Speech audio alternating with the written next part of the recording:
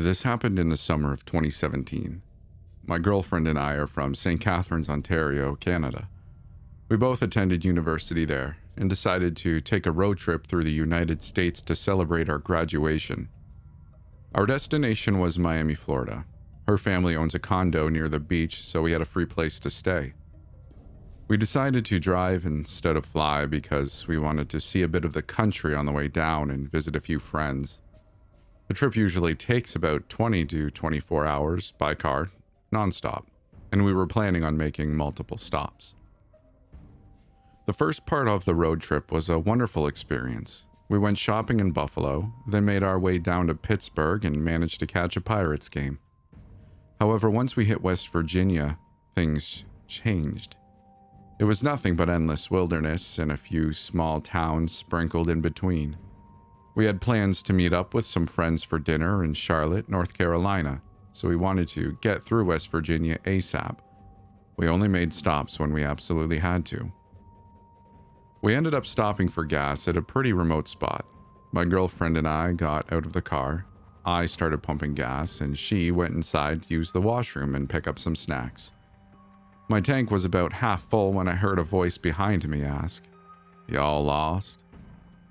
I looked behind me and saw a middle-aged white man with long, messy brown hair that reached down to his shoulders, and an unkempt beard with dashes of gray and what looked to be drops of dried-up mucus. His clothes were torn up and dirty, and he smelled like a mixture of beer, sweat, pee, and feces. He was a little overweight, but pretty tall. I'm 6 foot, and he was about 4 inches taller than me. The teeth he still had left were a yellowish brown. On his right cheek, just under his eye, was a tattoo of some kind of pentagram. I'm pretty into YouTube videos about true crime and cults, so I was able to recognize what it was pretty quickly. He was standing very close to my face, to the point where the smell of his breath was making me dizzy, so I backed up. "No, sir, just passing through," I said nervously. "Not too often we see tourists passing through these parts," he responded. "Where you headed?" As he said this, he moved even closer than he was before. I had my back up against my car and I couldn't move back any further. I wanted to get away from this guy as quickly as possible, but the car was still filling up with gas and my girlfriend was still inside the gas station. I didn't want this dude to know where we were really going, so I told him I was visiting family in Kentucky and they were expecting us. After I said this, he cracked a weird half smile, opening his mouth just wide enough for me to get a good look at his teeth again. I'll never forget that face. His bloodshot eyes were staring deep into my soul. He let out a weird and sinister laugh. "How lovely," he said. "I'll see you kids around." Then he walked away. I was very relieved that he walked away, but also terrified by his last remarks. I didn't even see him when we pulled up to the gas station, so how did he know I wasn't alone? Figured he must have been watching my girlfriend and I when we arrived. The car was finally filled up, and I saw my girlfriend walking toward the car with bags full of snacks for the road. I noticed the weird guy was still at the gas station. He was a few pumps away from us, leaning up against an old red pickup truck. But to my utter discomfort, he wasn't alone. There were 2 other men and 1 woman with him, making the group 4 in total. The 2 men were just as big as he was, but they had shaved heads. One of them was wearing a dirty white tank top and the other had no shirt on at all. The woman was shorter, about 5'5". She was very skinny with heavy bags under her eyes and long blonde hair. They all looked like they had been living in the woods for the past 10 years. They were staring and pointing at us, talking amongst themselves. As soon as my girlfriend got to the car, I urgently told her to get in. I'm usually a pretty calm guy, so when my girlfriend noticed I was kind of freaking out, she knew something was up. We quickly entered the car, I locked the doors, and I began hauling ass out of the gas station. And as we pulled around their red truck to the exit, I noticed there was another pentagram painted on the hood. I also noticed the skull of a goat, or a ram, on their windshield. The 4 people began getting into their truck as they saw us leaving. I knew they were going to follow us as soon as we left. I explained the situation to my girlfriend as we were speeding away from the gas station. We were zooming down the road, and I looked in my rearview mirror, as I expected the red truck was right behind us. I sped up even more, and they did too. I made a left, they did too. I made a full U-turn, and they did as well. My girlfriend managed to get reception and dialed 911. We gave the operator our location, and they gave us directions to the nearest police station. The operator also asked for the license plate, but the truck didn't have any. Once we were off the phone with them, my girlfriend stuck her cell phone outside of the window and started pointing to it, letting the creeps know we called the police.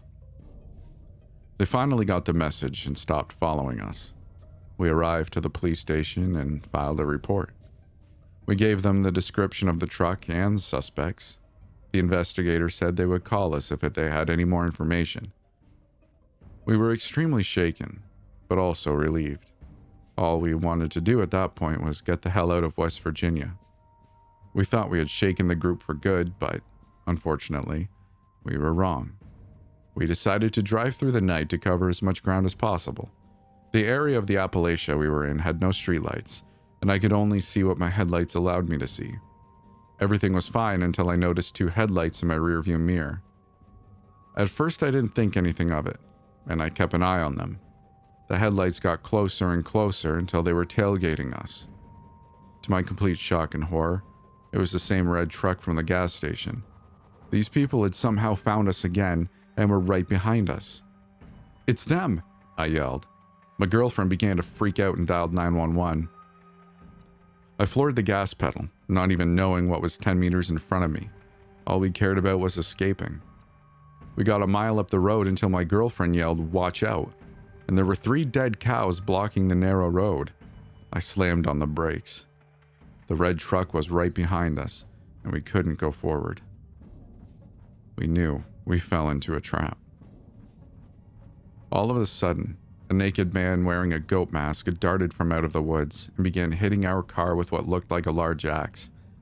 The naked man got on the hood of our car and started making sheep noises.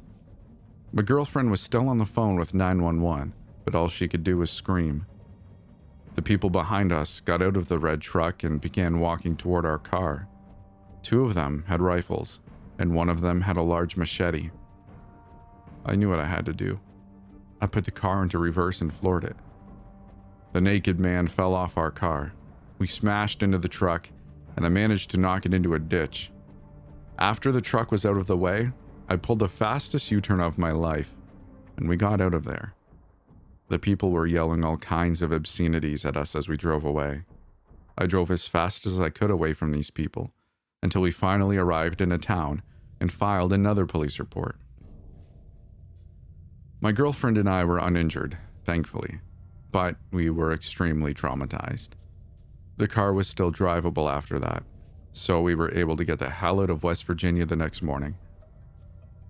This entire experience made my girlfriend and I scared to do any more road trips. I still call the police department in West Virginia once in a while to see if they have any leads on these people, but so far they have not found anything. The fact that these people were able to find us after we went to the police station and drove far away still scares and baffles me to this day. Who knows what kind of sick, twisted things this cult had planned if they managed to catch us. Stay safe out there, everyone.